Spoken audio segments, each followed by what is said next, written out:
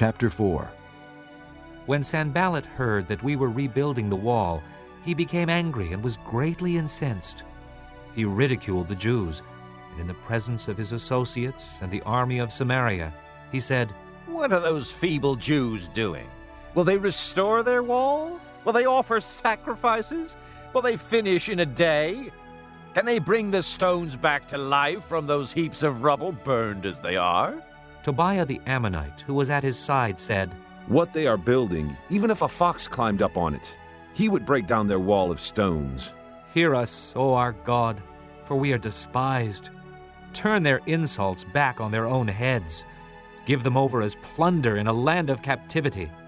Do not cover up their guilt or blot out their sins from your sight, for they have thrown insults in the face of the builders." So we rebuilt the wall, till all of it reached half its height, for the people worked with all their heart. But when Sanballat, Tobiah, the Arabs, the Ammonites, and the men of Ashdod heard that the repairs to Jerusalem's walls had gone ahead, and that the gaps were being closed, they were very angry. They all plotted together to come and fight against Jerusalem and stir up trouble against it. But we prayed to our God and posted a guard day and night to meet this threat. Meanwhile, the people in Judah said, "The strength of the laborers is giving out, and there is so much rubble that we cannot rebuild the wall." Also our enemies said, "Before they know it or see us, we will be right there among them, and will kill them and put an end to the work." Then the Jews who lived near them came and told us 10 times over, "Wherever you turn, they will attack us." Therefore I stationed some of the people behind the lowest points of the wall at the exposed places, posting them by families, with their swords, spears, and bows.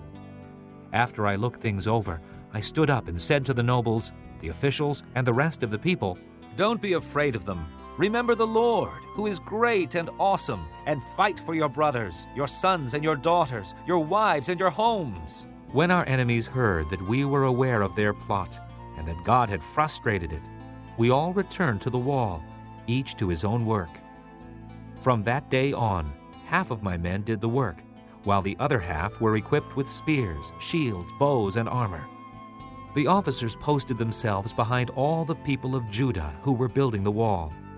Those who carried materials did their work with one hand and held a weapon in the other, and each of the builders wore his sword at his side as he worked. But the man who sounded the trumpet stayed with me. Then I said to the nobles, the officials, and the rest of the people, "The work is extensive and spread out, and we are widely separated from each other along the wall. Wherever you hear the sound of the trumpet, join us there.